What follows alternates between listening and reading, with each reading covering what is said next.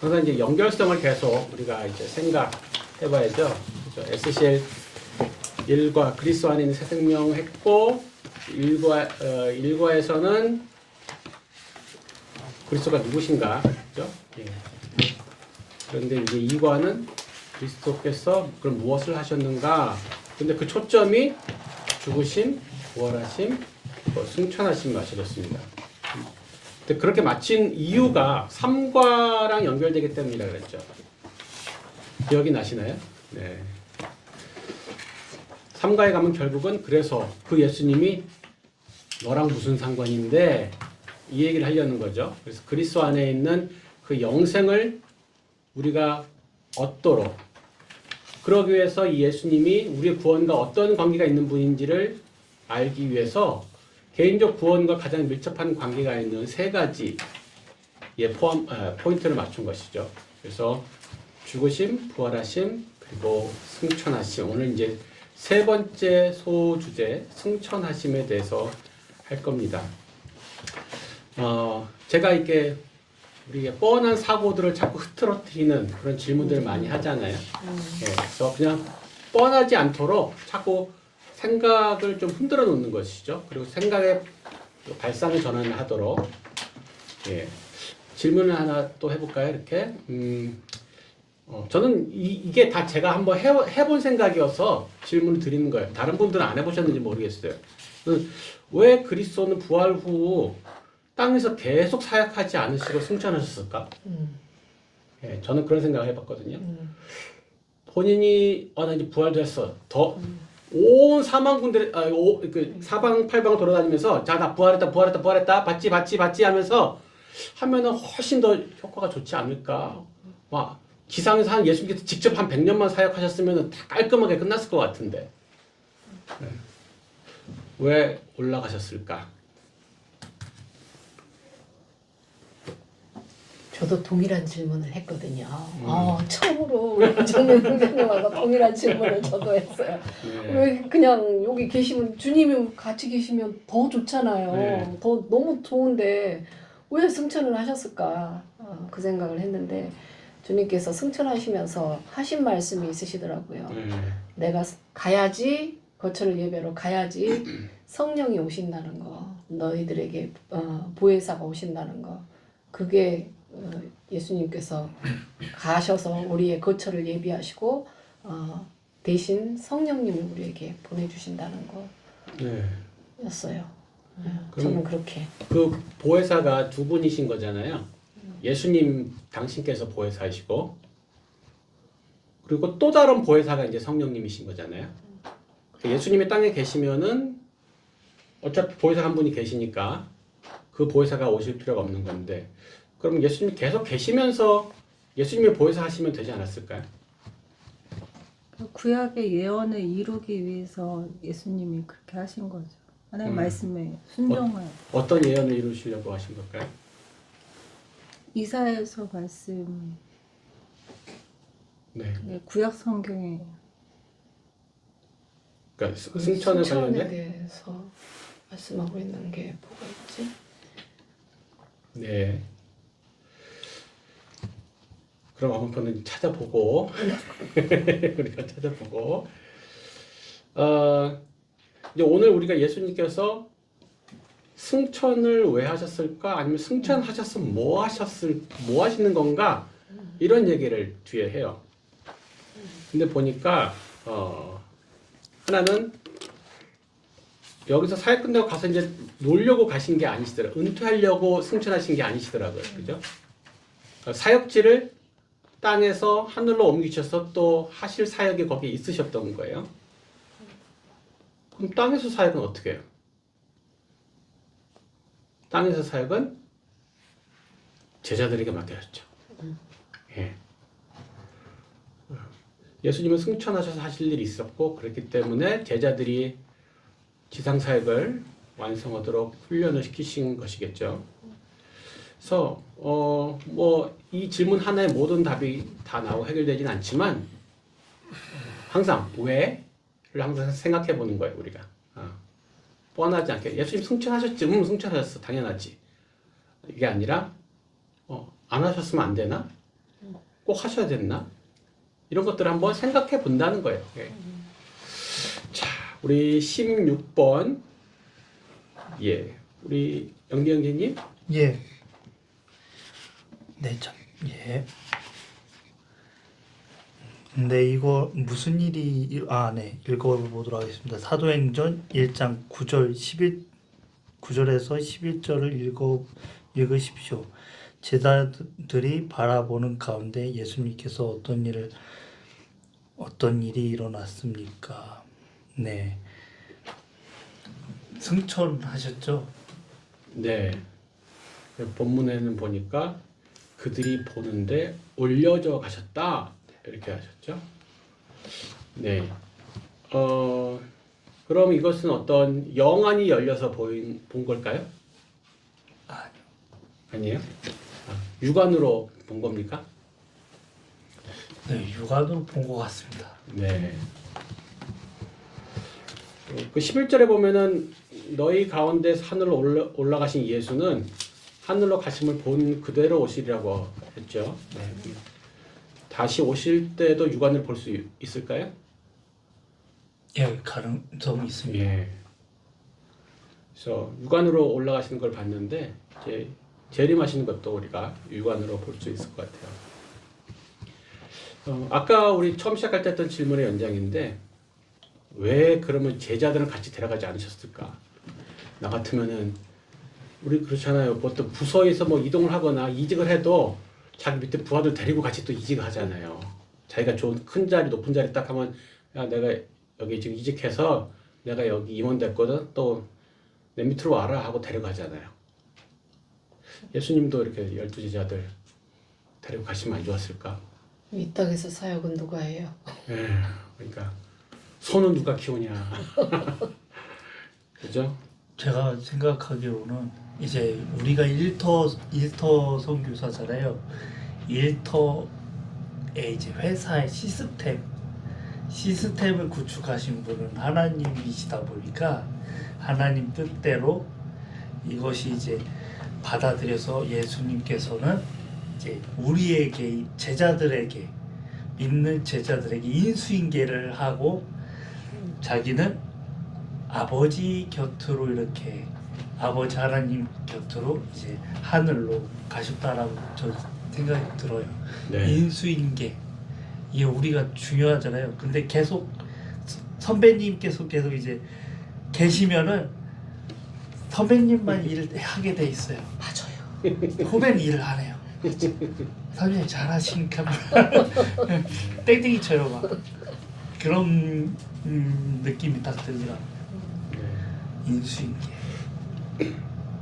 예수님이 승천하시기 직전에 제자들에게 마지막 하신 말씀은 사도행전 1장 8절이죠. 그게 이제 예수님이 승천하신 후에 제자들이 할 일을 명확하게 마지막에 딱 한마디로 정리를 해주신 거죠. 예, 그 전에 이미 베드로한테도 얘기를 하셨고 지상명령 말씀으로도 하셨는데 마지막 직전에 그래서 제자들을 데려가지 않으신 이유는 그 앞에 말씀 그렇죠? 사도행전 1장 8절을 이루도록 방금 말씀하신 대로 인수인계 위임을 하고 이제 가셨습니다. 17번 우리 법기 형제님. 요한복음 14장 2절에서 우리는 예수님께서 하늘나라에 거처를 예비하시려고 하신 것을 압니다. 네. 자, 16번 같은 경우는 이제 승천은 분명한 사실이다. 이제 이걸 얘기를 해주고 있었어요. 일단 승천 너무 소설 같은데 환타지 아니야? 근데 이게 많은 여러 제자들이 보는 데서 올라가신 사실이다. 그 17번에서 얘기해 주려고 하는 것은 여기다 제목을 붙인다면 그러니까 문제마다 제목을 붙여보세요 한번. 예. 17번의 제목 뭘로 하면 좋을까요?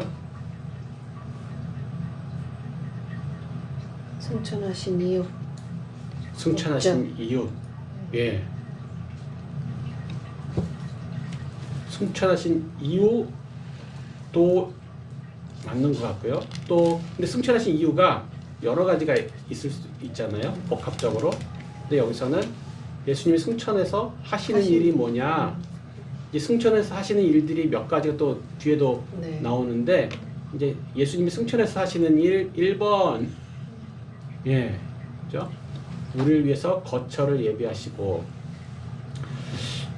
근데 이 성경 구절에 지금 요한복음 14장 2절에 보니까 내 아버지 집에 거할 곳이 많도다 그랬고 예수님은 내가 너희를 위하여 거처를 예비하러 간다 이렇게 말씀하셨어요.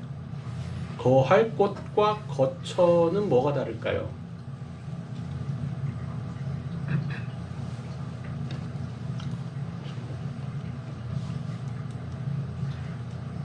일단 원어를 생각하기 영어 성경을 보면요, 예, 거할 곳은 NIV 같으면 rooms라고 되어 있고 킹 제임스 버전에서는 mansions라고 되어 있어요. mansion. 범위가 다르. 예, 근데 거처는 a place 이렇게 되어 있습니다. 비슷한 말, 우리 한국말 비슷하죠. 거할 곳, 거처. 그래서 앞에 거할 곳은 많대요. 충분히 많은데 거처는 또 예비한대요. 다르다는 거죠. 예.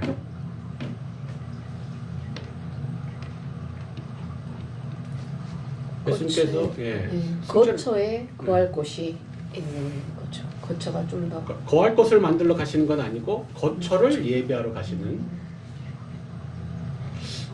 자, 이게 혹시 그럼 어떤 공간적인 개념일까요? 건축? 예수님이 예배하러 가시는 그 거처가 성도가 예를 들어서 10억 명이다 그러면 아파트 10억 채를 지어야 되니까 지금 그거 2000년 동안 그거 짓고 계시는 걸까요?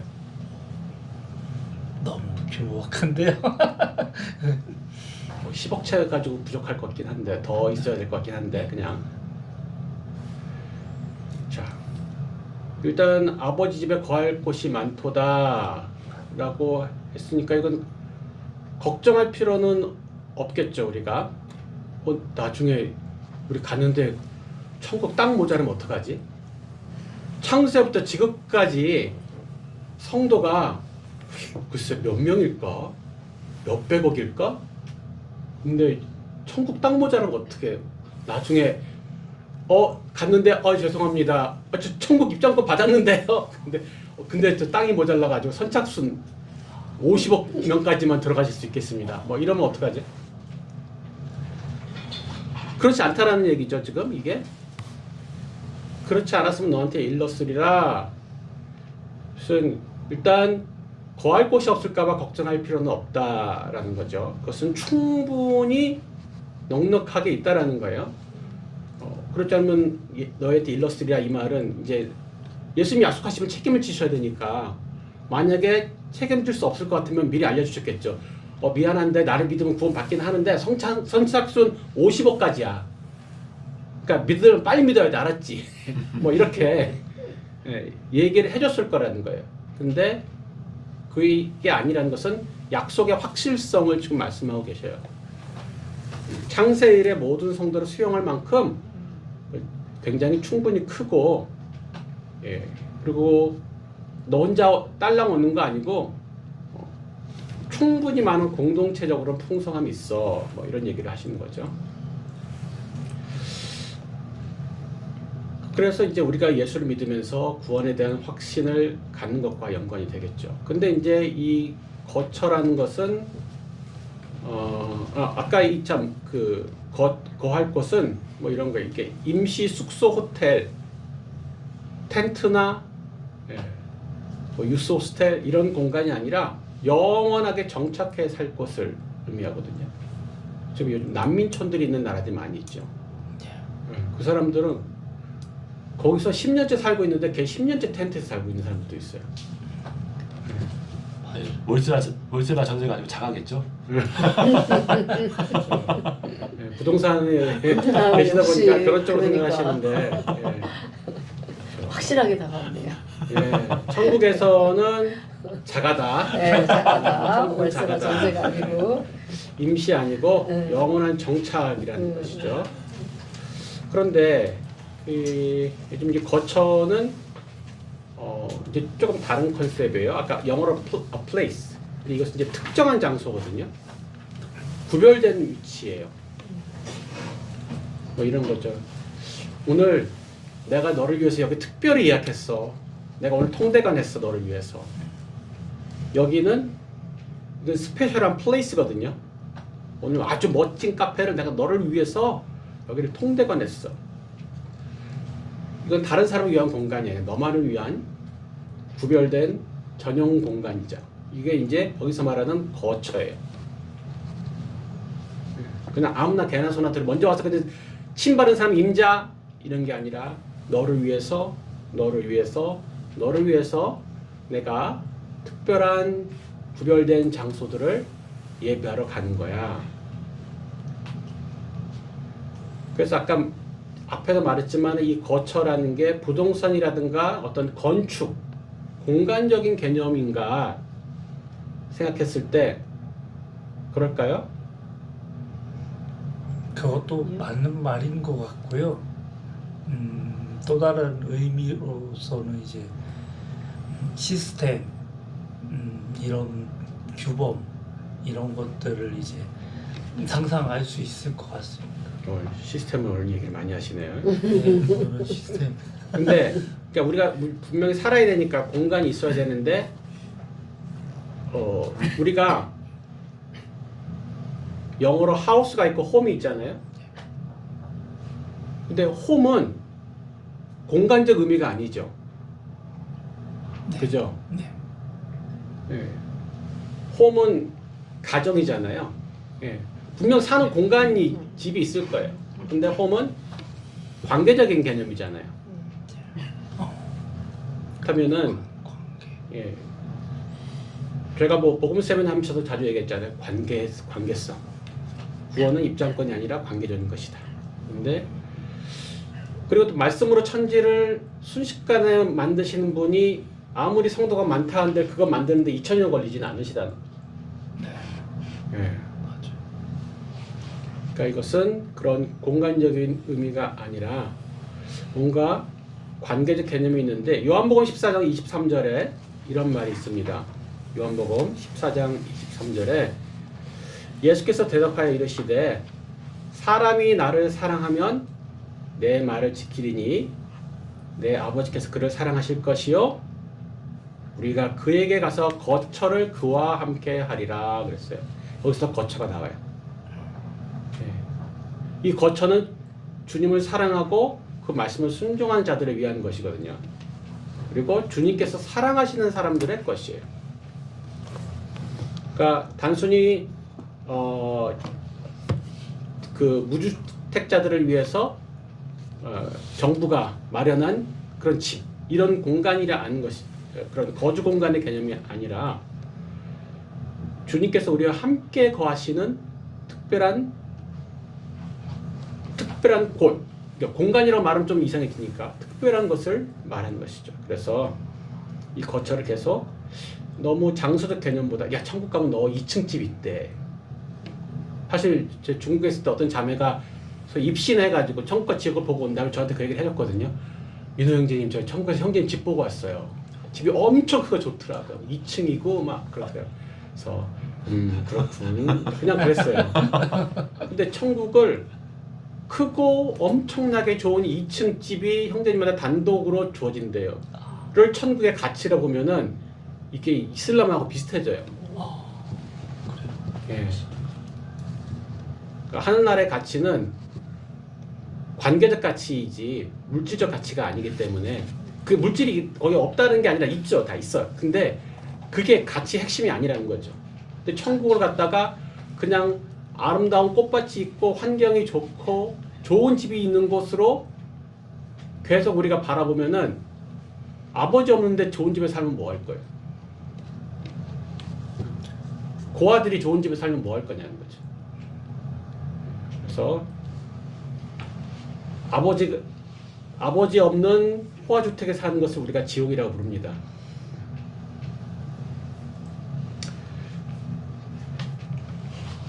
요한복음 14장 3절에 보면은 이제 가서 너희를 위하여 거처를 예비하면 우리가 아까 2절을 봤잖아요. 바로 밑에 내가 다시 와서 너희를 내게로 영접하여 나 있는 곳에 너희도 있게 하리라. 그러면 거처를 예비하는 일하고 관계되는 일이 뭐겠습니까? 너희를 위하여 거처를 예비하면 내가 다시 와서 너희를 내게로 영접하여 나 있는 곳에 너희도 있게 하리라. 선주자매님, 그래서 이 거처를 예비하는 것과 뭐가 상관이 있을 것 같아요?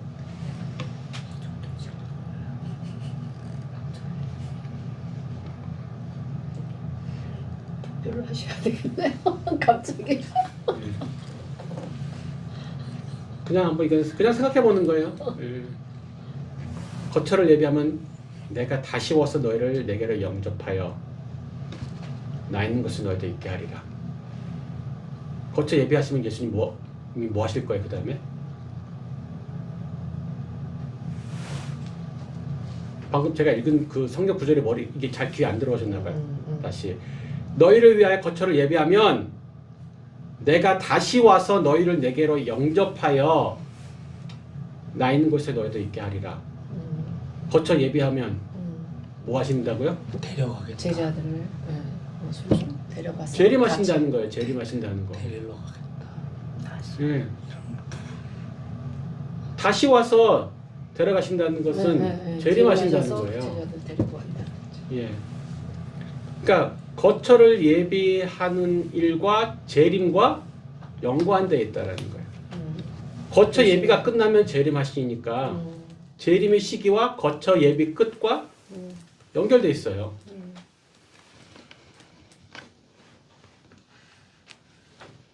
그럼 한번 생각해 보세요. 거처의 예비가 뭘 의미할까? 예수님이 거기서 집 짓는 거?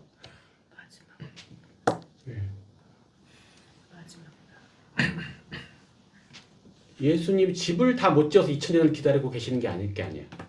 그죠? 2000년을 지금 예비하고 계신다니까요. 거처를. 사랑의 집 짓기를 지금 하고 계신 건가? 2000년 동안. 그 충만한 사람들이 돌아올 때까지 기다린다고 그렇게 말씀을 하셨잖아요. 이제 뭐 계시면 이방인의 충만한 수 얘기를 하는데 어찌됐건 이 거처는 공간이 세팅이 다 된다는 의미가 아니라 성도가 다 준비가 돼야지 사실 거처가 예비가 되는 거겠죠. 그죠? 성도의 수가 다 차야 될 거예요. 그래야지 거처도 예비가 되는 거예요. 이게 동일한 일이라고 꼭 말할 수는 없지만은 그런 연관성이 있다라는 것이죠. 이게. 그래서 거할 곳과 거처를 한번 이제 정리를 다시 한번 해드리면 아버지 집에 거할 것이 많다. 그러니까 아버지 집은 모든 성도를 수용하고 남을 만큼 크다. 그렇죠? 그러니까 임시숙소가 아니고 영원한 거처다. 염려하지 마라, 내가 약속한다. 이런 뜻으로 얘기하신 거예요. 근데 거처를 예배하러 간다는 이제 사랑하는 너희들과 함께 관계를 맺고 교제할 특별한 곳을 예배하러 간 거다. 그죠? 근데 이 거처는 언제 완성이 돼요? 예. 복음이 땅끝까지 전파되고 지상명령이 성취되는 그때가 돼서 완성되는 거예요. 그래서 재림하신다는 거죠. 그러니까 예수님이 혼자 예비하시는 줄 알았는데 알고 보니까 같이. 우리랑 네. 결국 연결돼서 이게 예비가 되어지는 거죠. 예. 자, 우리 18번 우리 혜선자매님. 에베소서 1장 20절에서 23절에서 어떤 권위 있는 위치에 예수 그리스도께서 올라가셨습니까? 하늘에서 하나님 오른편에 앉아 계십니다. 네. 그 하나님의 오른편은 어떤 의미인가요? 방향입니까? 오른쪽, 왼쪽? 아무나 앉을 수 없는 가장 중요한 자리. 예. 우리 또 그런 거잖아. 야, 저 사람이 여기 우리 보스 오른팔이잖아. 이런 얘기를 하죠. 예. 그 오른팔이 이라고 하는 건 무슨 의미입니까? 가장 높은 권위와 영광의 자리를 말하고 네. 예수님은 왕으로서 다스리십니다. 네. 이제는 AI가 대파더니 정답을 갖다가 우리 이정자매님은 정답을, 아주 정답을. 저는 이렇게 약간 잠깐만 이렇게 생각했어요. 아까 제가 이 16번 문제를 보면서 우리는 하늘로 날아갈 수 없잖아요. 날개짓 해가지고 날을 수 없는 입장. 그리고 예수 그리스도께서는 뭐든지 가능하신 분, 이렇게 조금 살짝 묘사가 되는 것 같은데, 요번에도 이제 왕자의 자리, 그 자리가 또 남다르게 느껴지는 것 같아요. 절대 우리가 넘볼 수 없는 자리. 그렇죠. 그렇게 생각이 들어서, 아까도 이제 예수님께서 직접 대리러 오신다. 우리를 영접하게끔 만들어 가지고 직접 데리러 오신다. 우리가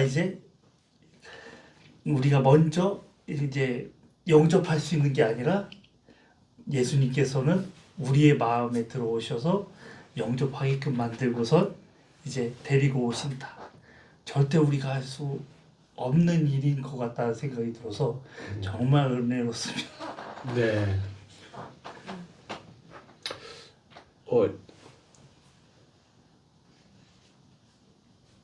그 오른편 얘기를 제가 다시 네. 네. 네. 그런 얘기하면 오른편이 아까 우리는 뭐 제 오른팔이야 그러면 이제 넘버 2다라는 생각을 하잖아요. 근데 여기서 말하는 오른편은 당연히 방위사도 아니고 관계적 의미의 방향이거든요. 오른편이. 예. 근데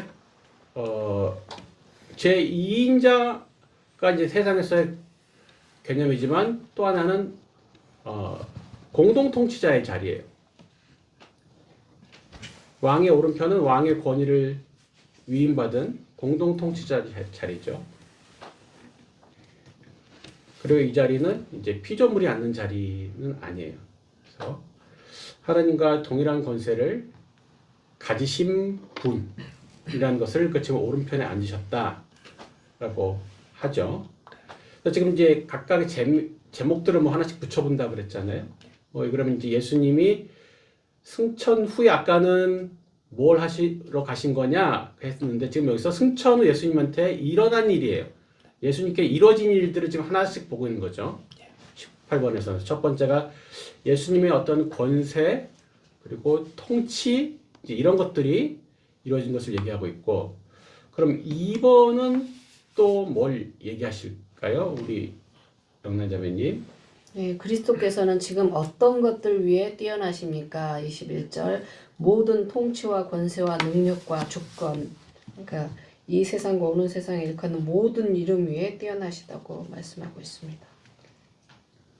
예, 여기 보면은 현재성과 미래성을 다 지금 얘기를 하거든요. 현재를 얘기하는 것은 지금 이 세상. 모든 통치와 권세와 능력과 주권이 지금 현재를 얘기하고 있어요. 그것보다 다 높으신 거죠. 근데 미래성도 얘기하죠. 이 세상뿐 아니라 오는 세상. 단 오는 세상에서도 모든 이름이 뛰어나다. 그래서 이제 모든 통치와 권세와 능력과 주권이 의미하는 게 무엇일까?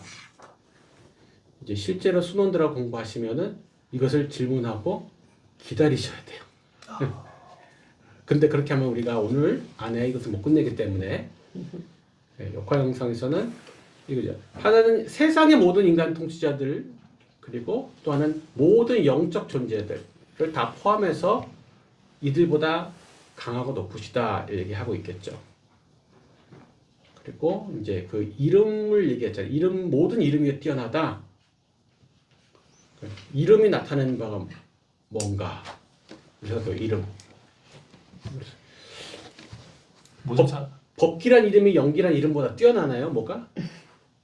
둘 다 기자 돌림 뭐 형제 같은데 특별히 나올 게 없어 보이는데. 예. 예, 뛰어나다고 보고 있습니다. 예. 법기라는 이름이 연기라는 이름보다 뛰어나다. 그 뭐예요 그게? 무슨 뜻이에요? 그럼 법기라는 이름이 지금 여기 있는 우리 이름보다 더 뛰어나요? 장명을 잘했나?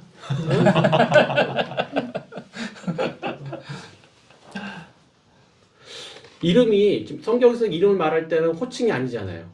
그죠? 호칭이 아니다. 이름에는 하나님의 뜻과 계획이 담겨 있고 또 이름은 하나의 정체성을 나타내기도 하고 명성을 나타내요. 명성. 멀리서부터 여호와의 명성을 그 이름의 명성을 듣고 찾아오거든요. 이방인들이.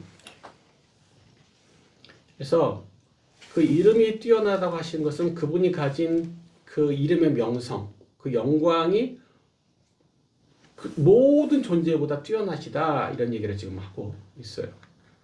그래서 지금 승천에서 예수님한테 일어난 일들이 몇 가지, 두 번째가 또 절대적인 권세 그리고 영광스러운 명성 이런 것이 지금 이루어지고 있어요. 세 번째 승천 후 예수님께 일어난 일 또 뭐가 있는지 우리 미정자매님. 하나님의 오른편에 앉으신 예수님께 주어진 두 가지 결과는 무엇입니까? 만물을 그의 발 아래 복종하게 하시고 교회의 머리로 삼으셨습니다. 네. 그러면 예수님이 어떤 기독교라는 종교의 우두머리가 됐다는 뜻인가요?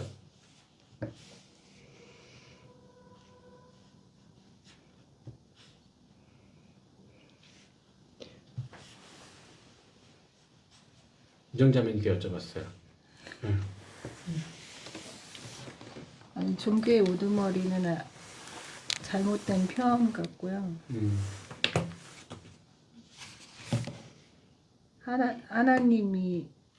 하나님 대신과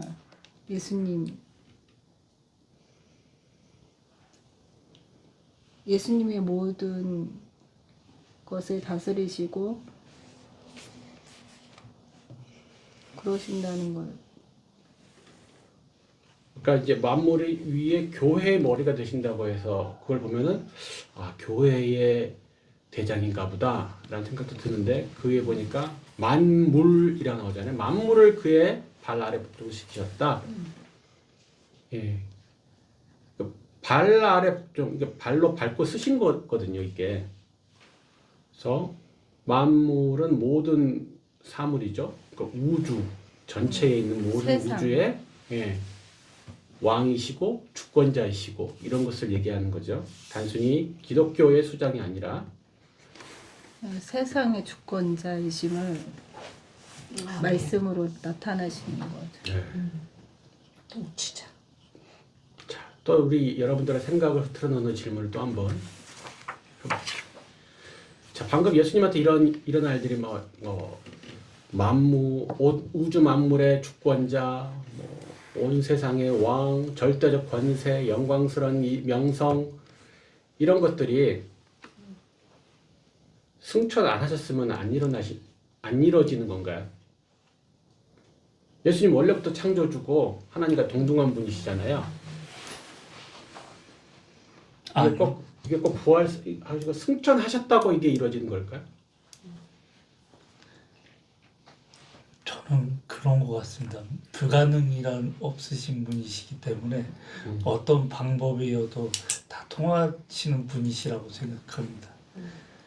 그냥 우리의 이제 시각, 우리의 믿음, 우리의 신념들의 기준을 맞춰서 이렇게 우리에게 조금 서비스해 주신 것이 아닌가라는 이런 느낌이 듭니다. 어떻게 보면 저 이제 어떤 생각이 드냐면 우리가 공부를 열심히 했어요. 그래서 어떤 시험을 통과를 했어요.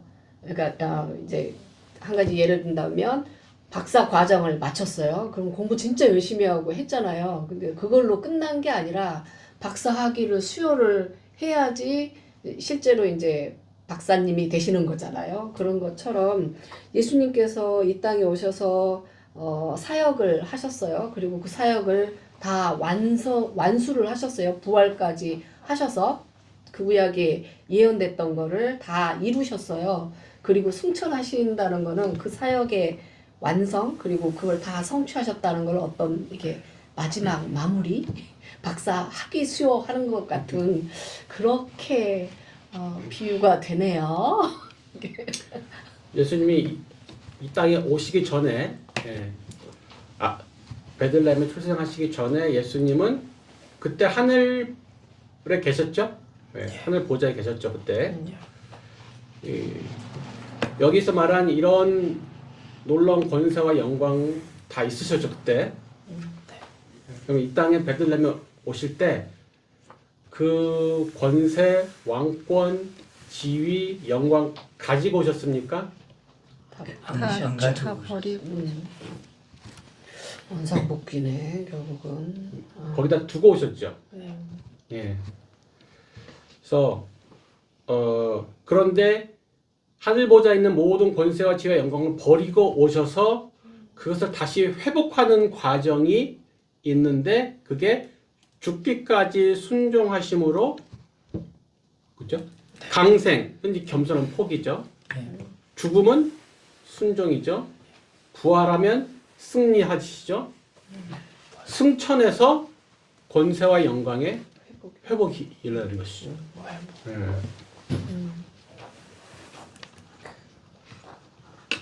뭐 우리가 잘 아는 내려놓음이라는 책도 있는데, 이용규 선교사님 쓰신 내려놓음이라는 책도 있는데 내려놓기만 하면 그 다음에 나중에 높이시리라가 사실은 아니고 내려놓은 건 당연히 기본이고 그 다음에 순종을 해야지 승리와 회복, 뭐 영광 이런 것들이 이제 나타나는 것들이 되겠죠.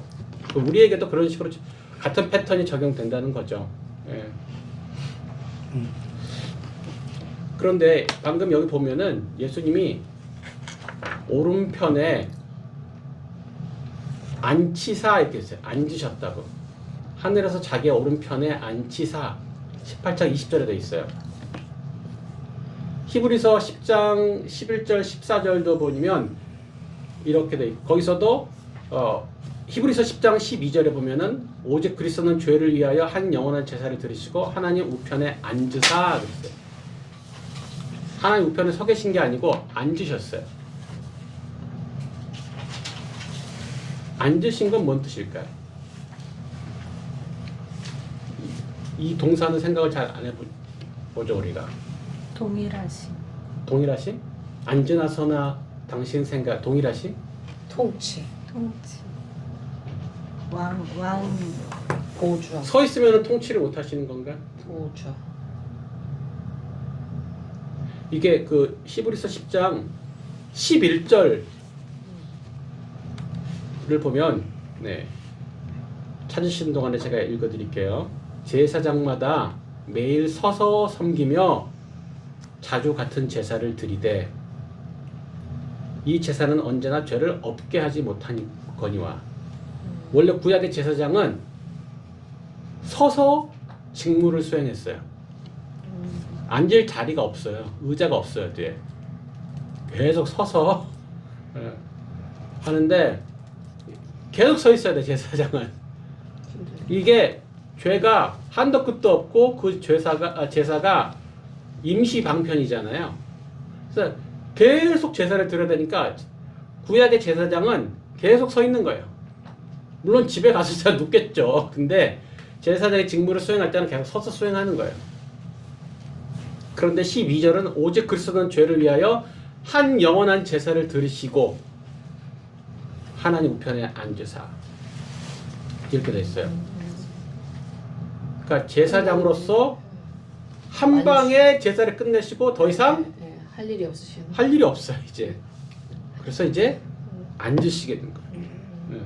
회복하심. 그래서 이것은 완성하셨다는 거예요. 완성. 제사 수없이 반복해서 드렸던 구약의 제사를 예수님이 한 번의 제사로 완성하셨어요. 인류의 죄 문제가 이제 끝났고 예수님은 나 이제 쉴래. 나 제사 끝냈으니까 이제 앉을 수 있다는 거죠.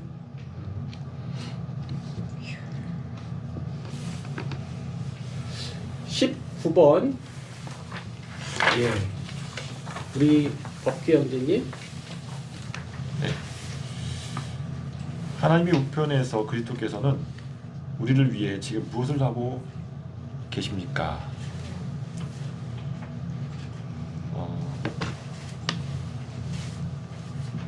하나님의 우편에 앉아 계시면서 우리를 위하여 간구하고 계십니다. 아멘. 네. 자, 또 제목을 붙여본다면요. 19번에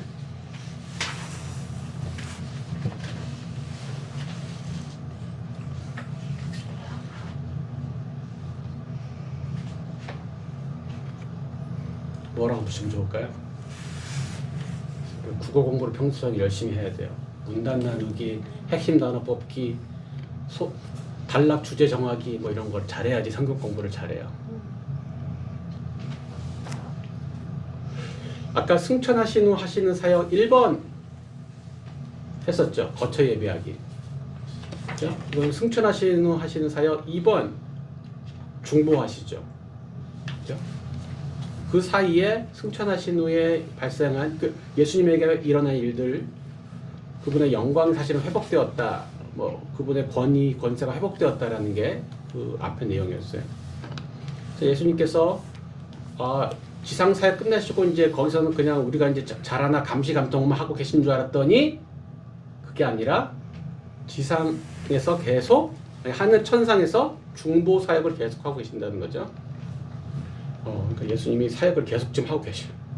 이게 앞에서 말했던 처소를 예비하는 일과 관련된 중보라고 할 수 있죠. 네. 그래서 자매님 베드로가 예수님 3번 부인했잖아요. 네. 근데 어떻게 복귀할 수 있었을까요? 그냥 그대로 그냥 확 주저앉아 나 같은 놈이 뭐라 하고 그냥 아예 확 주저앉을 수도 있었잖아요. 네. 마음으로 회개한 거죠. 네, 그 회개를 했는데 그 이유가 누가복음 22장 31절 32절에 나옵니다.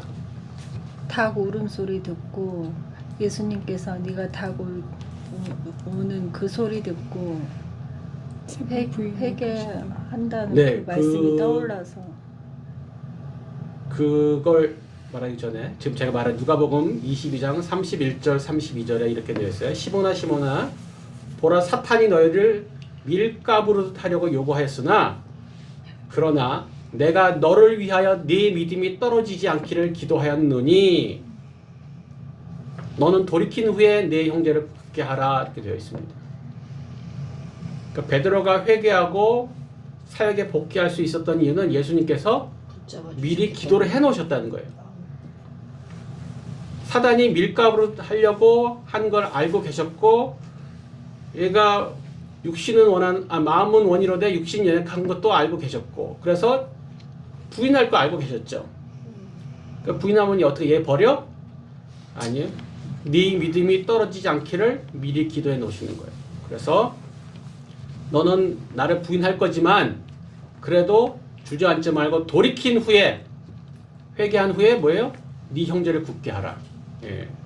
그래서 그 뒤에 너 나 사랑하냐? 그러면서 양 먹여라, 돌봐라 이런 얘기를 하시죠. 예수님께서는 이 세상에 계실 때 제자들을 위해 기도하셨을 뿐만 아니라 우리를 위해서도 기도하셨습니다. 우리를 위해서도?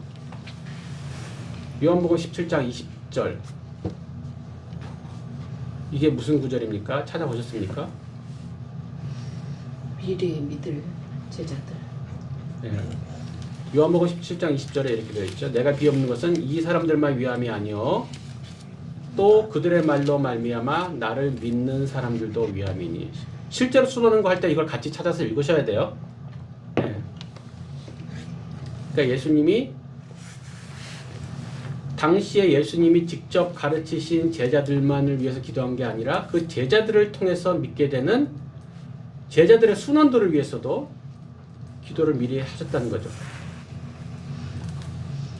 소위 우리가 자주 쓰는 재생산을 위한 기도예요.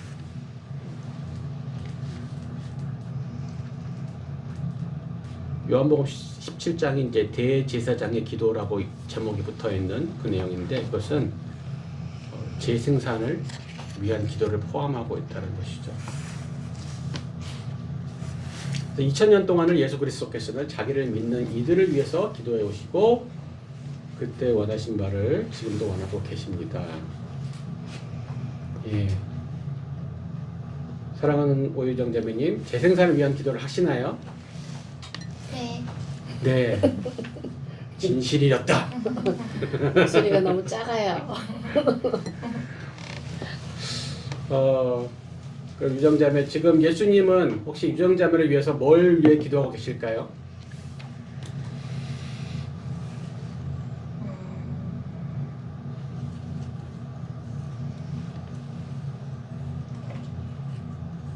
음, 17장 21절. 21절. 네. 뭐예요, 그게?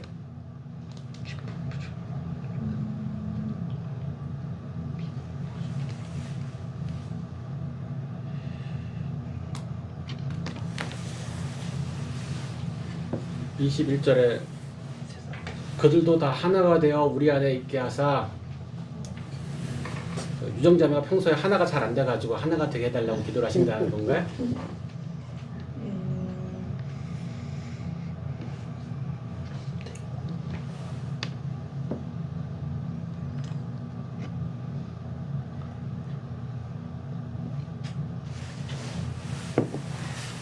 그냥 이건 뭐 정답이 있는 게 아니라 그냥 예수님이 지금 나를 위해서 뭘 기도하고 계실까 한번 상상해 보라고 그 질문 드리는 거예요. 한번 선주자매님은 혹시 어떤 예수님이 나를 위해서 지금 기도하신다면 뭐라고 기도하실까?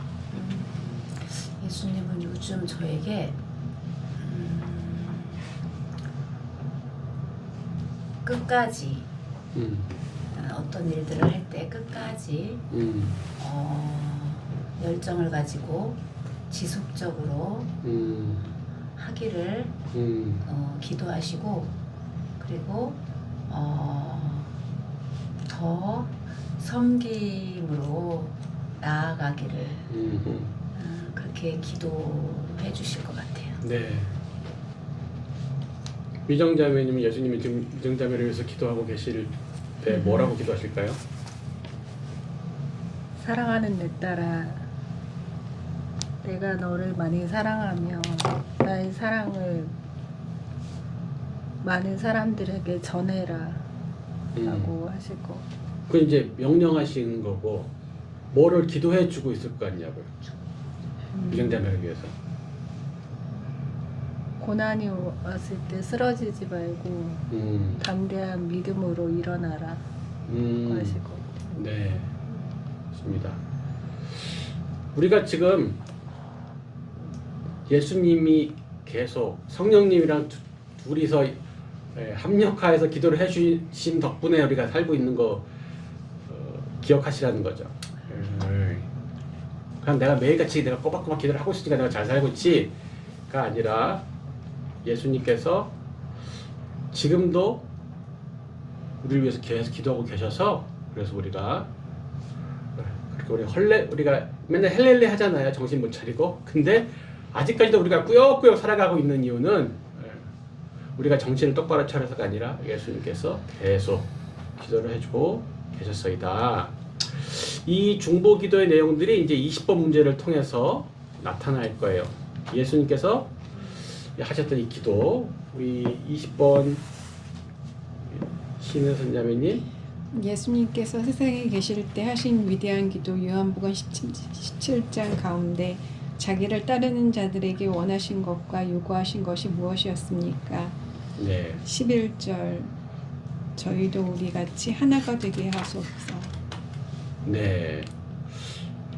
일단은 첫 번째 중보기도 제목은 하나가 되게 해달라. 예, 뭐 증가나 확장 뭐 이런 게 아니네요. 동주 모임이 증가하게 하시옵소서, 확장되게 하시옵소서, 이전에 동주 모임이 하나 되게 하시옵소서. 예. 자, 단순히 영접자가 늘어나기 위한 기도가 아니죠. 하나 때문에 깨지면서 사람만 늘어나는 것은 하나님 나라가 아니. 예수님이 이루시려는 것은 단순한 확장이 아니라 그랬죠. 생육하고 번성하고 충만하라 그때도 얘기했죠. 머릿수만 늘어나는 것은 노아의 홍수 직전에도 머릿수는 엄청 늘어나 있었다는 거죠. 근데 하나님 뜻에 반해서 생육하고 번성한 거는 오히려 심판의 대상일 뿐이고, 그래서 교회가 모임이 커지기만 하는데 자꾸 안 깨진다. 분열을 통해서 계속 확장이 일어난다. 이 전략인가? 계속 끊임없이 깨지고 싸우고 나가서 또 개척해가지고 또 잘 차례. 그러다가 또 깨지고 싸워서 또 나가서 개척해가지고 또 이제 계속 그래서 모임은 계속 늘어나고 좋은 걸까요? 예, 그런 게 아니라는 것이죠. 의외로 이제 하나님을 향한 열심을 가진 사람들이 열심 가진 다른 사람을 용납을 잘 못해요. 나랑 다른 열심을 가진 것 때문에. 그래서 근데 하나 된다는 거 우리 자주 쓰는데 어떤 게 하나가 될까요? 혹시 혜선자매님 하나됨에 대해서 생각 어떻게 하면 하나가 되는 걸까요? 서로 사랑하고 자기가 자기 자신만을 위해서 살려고 하지 말고 상대방을 위해서 좀 희생하고 양보하고 이해하는 것. 네. 서로 막 너무 위해 주려고 그래가지고 또 상대방이 나를 위해 주는 걸 못 받아들여가지고 내가 섬겨준다니까 자기 그만 섬겨 내가 섬긴다니까 싸워 섬기고 계속 섬기는 거한테 계속 싸우고 행복한 싸움인데요. 그래가지고 하나가 못 되면 어떡하지?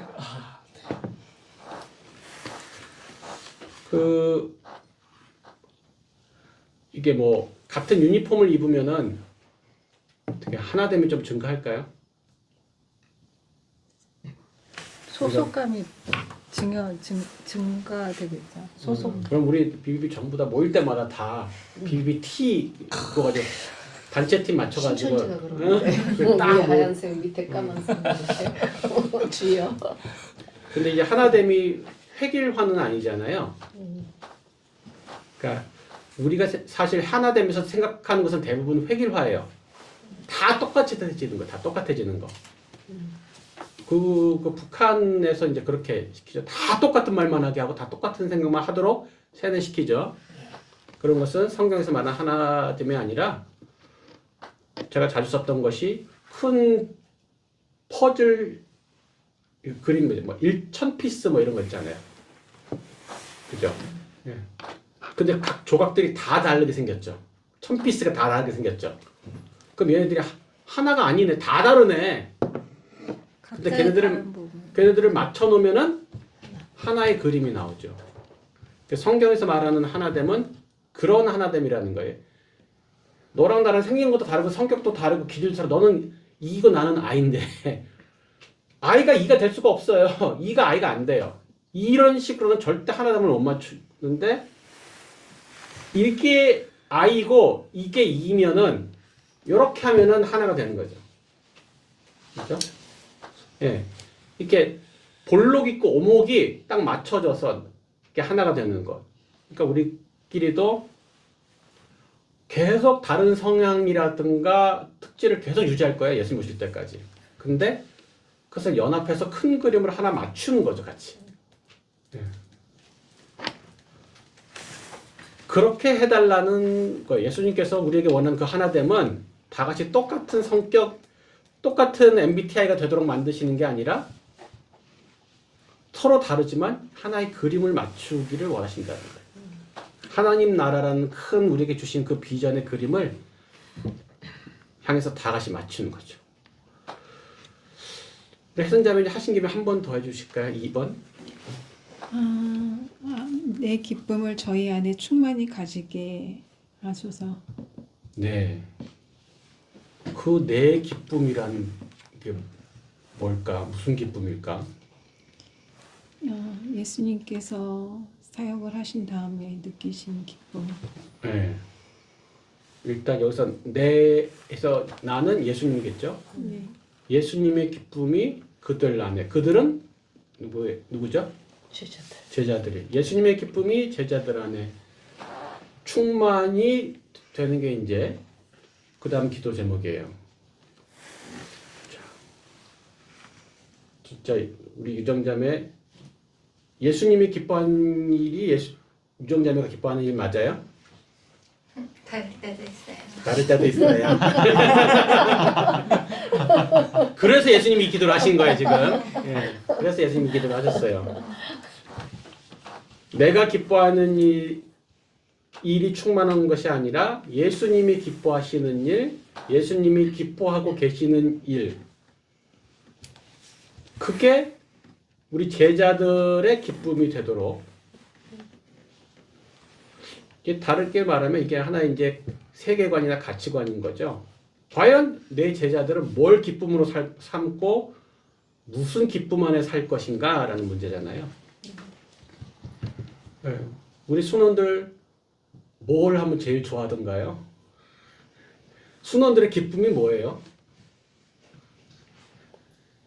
저는 살면서 제일 기뻤던 게 면허 시험 13번, 14번 떨어지고 세상에. 1년 지나가지고 다시 세탁지를 붙여가지고 또 떨어지고 그리고 이렇게. 다시 붙었을 때. 세상에. 네. 와, 그때 소위 뛸 듯이 기뻐한다는 게 있잖아요. 정말 뛰면서 기뻐했어요, 내가. 계속 떨어지고 그러니까 너무 절망스러운데 그때 붙으니까 뛸 듯이 기뻤어요. 그러면서 옆에 시험관한테 아저씨 저 14번 만에 붙은 거예요. 그랬어요. 저희 아빠는 17번만. 아, 세상에. 그러니까 사람이 뭔가 기쁘게 느끼는 게 있잖아요. 예. 근데 그 당시에 저한테 내 안에 기쁨을 충만케 하는 것은 면허 합격이었어요. 그러니까 우리 제자들은 평생 무엇을 기쁨으로 삼고 무엇이 어떤 기쁨을 그 안에 충만하게 가지게 할 것인가 예수님이 그걸 기도하신다는 거예요. 뭐 어떤 사람은 승진되면 기뻐하겠고 또 회사에서 인정받으면 기뻐하고 그래가지고 성과급 나오면 기뻐하고 이번에 드디어 내 집 마련하면 우리가 기뻐하고 그러니까 하나님 나라 완성하고 내 집 마련하고 어느 게 과연 더 기쁜가? 솔직히 내 집 마련이 더 기쁘지 않나? 그러지 않아요?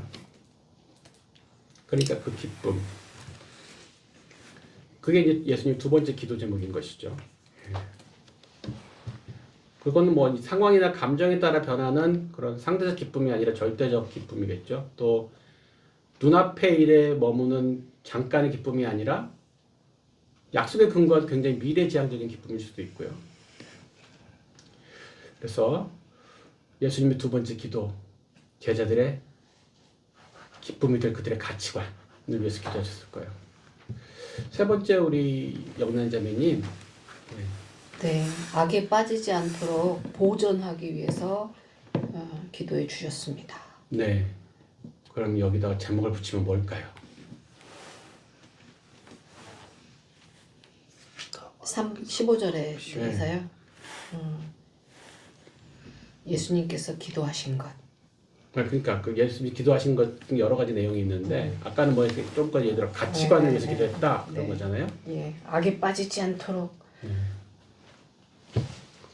보통 우리가 자주 쓰는 단어들이 있는데 굉장히 상투적인 표현. 그런 걸 제목으로 쓰면 좋아요. 자주 쓰는 단어. 영적 전쟁 뭐 이러면은 있죠. 예수님이 우리 중보하시는 내용은 우리가 죄에 대해서 승리하도록 혹은 영적 전쟁을 위한 기도였다 그러겠죠. 또 4번은요? 하나 더 해주세요. 네. 17절에 보면 진리로 거룩하게 하시기 위해 네. 거룩을 위해 기도하셨습니다. 네. 진리는 뒤에 보니까 말씀이라고 나와 있네요. 그죠? 말씀으로 거룩해지도록. 그 말씀으로 거룩해진다는 건 또 무슨 뜻일까? 어떻게 하는 게 말씀으로 거룩해지는 것일까요? 성경 100번 읽어. 말씀을 순종하고 지키는 것. 예. 단순히 말씀을 많이 읽고 공부하는 것을 넘어서 말씀으로 순종할 때 말씀으로 거룩해지겠죠. 그죠? 이게 우리 지난주에 같이 우리 나눴던 그 성화에 관련된 기도일 거예요. 말씀으로 거룩해지도록, 다른 말로 하면 성화를 위한 기도를 올리셨죠.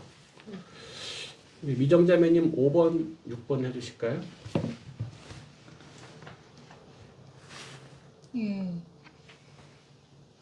21절에 성도가 연합해 예수님을 믿는 것을 원하십니다. 그리고 24절은 예수님의 마음 우리가 그분과 영원히 함께하며 하나님의 영광을 누리도록 하는 데 있습니다. 네. 이제 그 성경 구절을 읽고 아까 말했죠. 국어 공부하듯이 거기서 어떤 키워드나 요약할 수 있는 단어나 문장들을 뽑아내 보는 거죠. 네. 21절 같은 경우는 이제 그들도 다 하나가 되어 우리 안에 있게 하사 세상으로, 이 앞에가 핵심이 아니라 맨 끝에가 결국은 핵심이거든요. 그렇게 이렇게 어쩌고저쩌고 해서 세상으로 믿게 하옵소서가 핵심 구절이에요. 국어 공부하듯이 하면 된다고요. 그죠? 앞에 건 다 수식하는 거예요. 수식하는 거. 설명하고. 여기서 핵심을 찾으라고 하면은 세상으로 믿게 하소서예요. 뭐를? 아버지께서 나를 보내신 것을. 그러니까 내가 하나님 아버지가 보내신 하나님의 아들이란 것을 이 세상에 믿게 하옵소서. 보통 우리가 늘 쓰는 단어로 뭐예요, 이게? 우리가 평소에 뭐 합니까? 비비에서 맨날 강조하는 그 단어. 세상으로 예수님을 믿게 하는 거, 뭐 하는 거예요? 네. 그렇죠. 그 21절은 결국 우리가 말하는 전도 혹은 증거를 위한 기도겠죠. 우리가 하나 되는 건 좋아요. 하나 돼. 성화도 해야 돼. 영적 전쟁 해. 근데 왜 영적 전쟁 해가지고 성화돼가지고 우리끼리 잘 먹고 잘 살라고? 아니잖아요. 결국 하나님 나라를 확장시키려면 증거해야 되겠죠. 증거. 근데 이제 증거에 대해서 여기서는 하나 조금 설명을 붙였죠. 그들도 다 하나가 되어 우리 안에 있게 하사, 증거를 하긴 하는데 하나가 되어서 주님 안에 거함으로 증거해야 된대요. 알았어, 열심히 해봐. 이번 주에 전도 몇 명 했어? 아, 또 안 했어? 이런 게 아니라 공동체가 하나됨으로 그리스도 안에 거함으로 증거하는 거죠. 증거가 그냥 혼자 이게 단식 게임이 아니라는 거예요. 혼자서 알아서 잘해봐가 아니라 한 마음으로 공동체 연합해서, 그리고 개인만 주님하고 연합해서가 아니라 공동체가 주님하고 같이 연합해야지 하는 사역인 것이죠. 예. 그리고 24절에 이제 본문 설명이 이렇게 돼 있어요. 내게 주신 자도 나 있는 곳에 나와 함께 있어. 예수님이 어디 계실 건데? 예수님에게 주신 자, 그 제자들이 예수님이 있는 곳에 있게 해달래요. 여기서 말하는 나 있는 곳에는 어디입니까? 어떻게 여기 감람산이에요? 예루살렘이에요? 우리의 마음속이요. 헐. 뒤에 보면 내게 주신 나의 영광을, 그 예수님에게 주신 그 엄청난 큰 영광을 이 제자들도 보게 해달래요. 나중에 그 큰 영광을 제자들이 언제 어디서 볼 건데? 하늘나라. 천국. 네. 그러니까 우리 제자들이 땅에서 지금 열심히 고군분투하고 지지고 볶고 막 제자로 사네 못 사네 그러고 살고 있어요. 그러면 끝인가요? 열심히 앞에서 하나 되고 뭐 영적 전쟁하고 가치관 뭐 새롭게 하고 성화하고 증거해서 그 다음에 결국 우리가 나중에 영원한 하나님 나라 예수님과 함께하면서 예수님의 그 영광을 함께 누리는 게 최종이잖아요. 그죠? 그냥 이 땅에서 갔다가 열심히 부려먹고 단물 쏙 빼먹고 이제 버리시는 건가 예수님이 우리 아니잖아요. 그래서 이거는 구원의 완성을 위한 기도라고 할 수 있어요.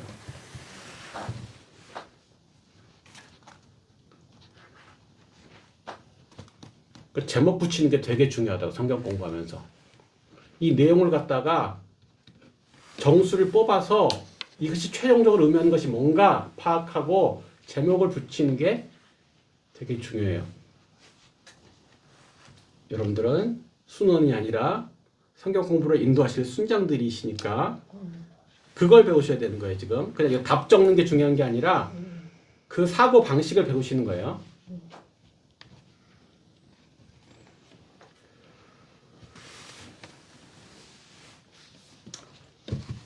11절, 22절에서는 하나됨을 위한 기도를 하고 계시죠. 그래서 단순한 개인적 구원이 아닌 공동체적 구원을 이뤄가야 하기 때문에 하시는 기도라고도 할 수 있어요. 아까도 말했듯이 개인만 구원받고 공동체는 깨어지는 것은 하나님께서 원하시는 구원의 모습이 아닌 거죠. 그래서 개인과 공동체가 함께 이뤄가는 구원 함께 이뤄가는 그것이 주님이 원하시는 것이다. 자, 예수 그리스도께서는 우리를 위해 한 처소를 준비하고 계시며 또한 그 처소를 위해 우리를 준비하고 계십니다. 보세요. 처소를 준비하고 계시는데 또 그 처소를 위해서 우리도 준비하고 계셔요. 처소 준비가 더 중요할까요? 우리가 준비되는 게 더 중요할까요? 우리가 준비가 돼야지 처소가 준비가 돼. 우리가 준비되는 게 중요해. 그러니까 우리는 계속 예수님 처소 아직도 준비 안 하시고 뭐 하시는 거야 진짜 빨리빨리 좀 하시지. 답답해. 2000년 동안 뭐 하시는 거예요 예수님? 뭐 때문이야? 진짜 예수님 너무 느려. 좀 효율적으로 준비 좀 하시지. 그래서 예 결국은 우리가 준비가 되어지고 이 땅에서 성도들이 차고 이런 것들이 예수님이 그 처소를 준비하는 것과 깊은 연관이 있다고 보여집니다. 예수님의 중보 기도를 방금 참고해 보면 또 우리가 준비된다는 것을 어떤 압축해서 이렇게 생각해 볼 수도 있잖아요. 예. 예수님이 이게 이제 잡히시기 직전 하신 기도이긴 한데 이 기도가 지금 하시는 내용에 거의 주류를 이루는 동일한 선상에 있는 기도일 거라고 생각하는 거예요. 이건 또 다르게 보면 우리가 서로를 위해서도 이걸 위해서 기도를 해줘야 된다는 얘기 같아요. 아까 말한 뭐 하나됨, 거룩함, 우리가 증인되는 거 이런 것들이 결국은 다 우리가 준비되어진다 이런 것이죠. 한번 이제 정리를 승천을 지금 했잖아요. 20분까지. 그래서 승천이 뭐 어쨌길래 그냥 하늘로 뿅 사라지신 것인가? 승천의 의의는 무엇인가? 한번 정리를 한번 해보실까요? 승천이 무슨 의미가 있는 걸까요? 지금 배운 내용들 한번 쫙 서머리 해본 것들 모아서 정리. 이런 찾고 하는 것은 공부를 할 때 아무리 선생님이 잘 이렇게 짚어주고 맥을 놓치지 않도록 해도 학생들은 계속 정신이 흐트러져요. 그래서 다시 한번 또 모아서 정리를 해줘요. 이렇게 내가 이렇게 잘해줬는데 알아서 정리를 잘해. 못한다고요 학생들이. 그래서 다시 한번 또 정리해주고 자꾸 정리해서 요약해주고 이런 걸 하는 거죠. 뭐가 좀 생각나세요? 우리 법경계님은 방금 배웠던 승천의 내용들 중에서 어떤 게 의미 있게 인식되어지고 기억되어졌어요?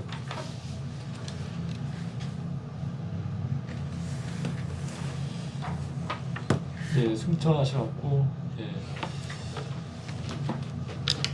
우리를 위해서 기도하고 계신 게 좀 이렇게 기억이 많이 납니다. 네. 예수님께서 승천 후에 하시는 사역이 뭐냐고 했을 때 두 가지를 얘기했죠. 하나는 거처를 예비하신다. 그리고 두 번째는 기도하시고 중보하신다. 그러니까 우리가 안심할 수 있다. 그래서 네. 또 어떤 게 생각이 날까요? 이 선주자매님은 혹시 방금 들으시면서 승천의 의미 중에서 뭐가 기억에 남으신가요? 저는 승천하셔서 하신 일 중에서 그 거처를 준비하시는데 그 거처를 준비하시는 이유가 그 아직 준비되지 않은 그 사람들을 다 모아서 이제 거할 곳에 하시려고 하시는 그런 주님의 마음이 더 이렇게 다가와서 정말 제자로서 이 땅에서 다 거처에 올라갈 수 있도록 모든 사람들에게 복음을 증거해야 되는 게 되게 좀 많이 와닿았고요. 그리고 중보기도에 이제 몇 가지가 있는데 그 하나됨과 그리고 예수님이 가지고 계신 그 기쁨과 그리고 그 연합과 그 영적인 전쟁 이런 지금도 우리를 위해서 이렇게 중보하시는 분이 계시다는 게 너무 감사하고 그 기도에 힘입어서 지금 이렇게 이 자리에 있지 않나. 그래서 저 역시 그 중보를 받아 이렇게 있듯이 중보할 자들이 생각이 되게 좀 오늘 많이 나는 것 같아요. 네. 우리 유정자매님은 뭐가 생각이 기억에 남으세요? 마이크를 조금 가까이 갖다 대주세요. 요거 여기 마이크에 지금 이게. 유정자매 멀리서 하면 잘 안 됩니다. 가까이. 네.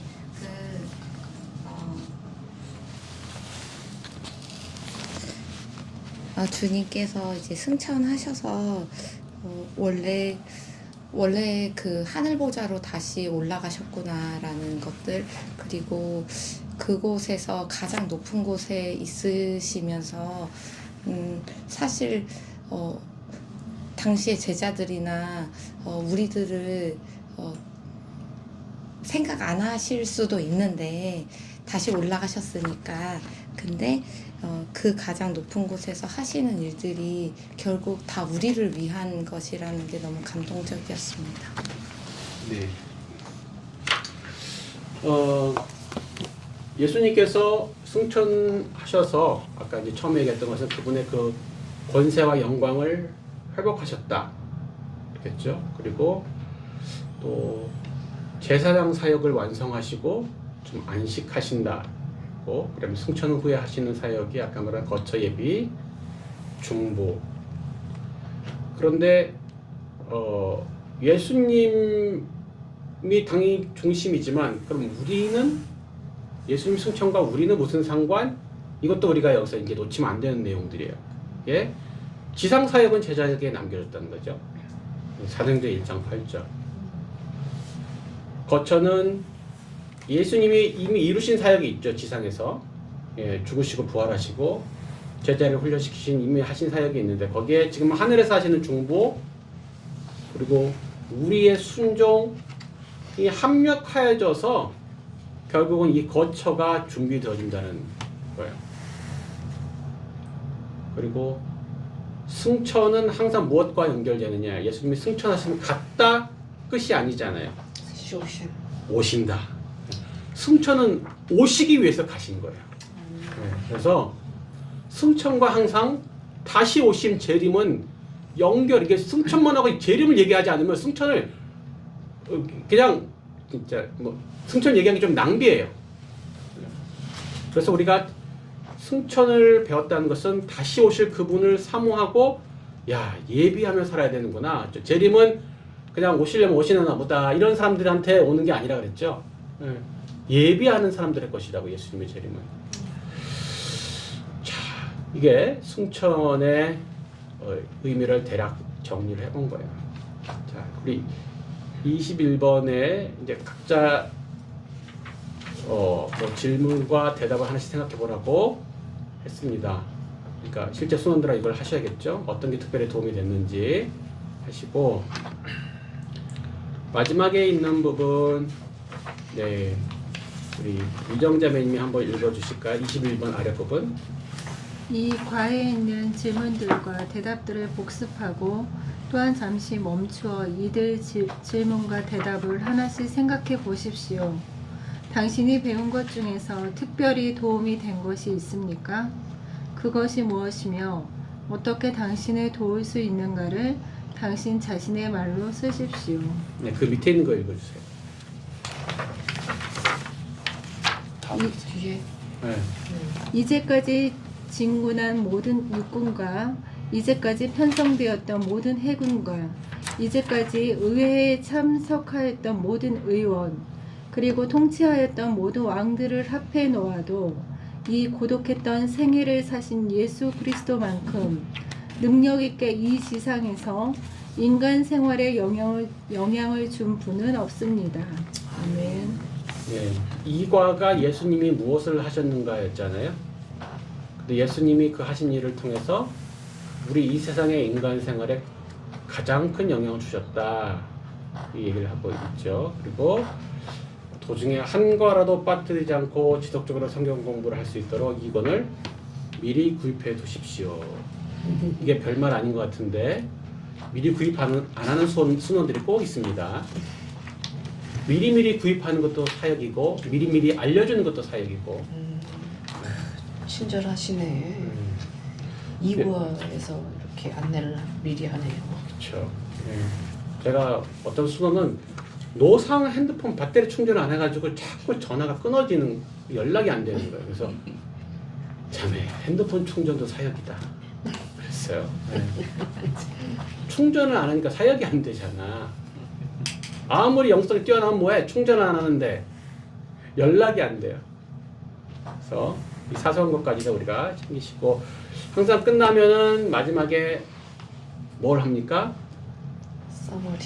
순원이 오늘 뭘 배웠는지 써머리 해보도록. 순장은 뭐 한다고요? 보완, 수정, 보완, 정관. 보완, 수정, 강조. 그죠? 예. 빠진 거는 보완해서 넣어주고, 틀린 것은 수정해주고, 근데 중요한 것은 강조해주고. 예. 이걸 갖다 지금 매주 하고 있잖아요, 이 얘기를. 지금쯤 이제 외울 때가 돼가는 것 같은데. 이 간단한 말이 잘 안 외워지죠, 외워질 때까지. 자, 오늘 이 과를 이렇게 해서 마쳤습니다.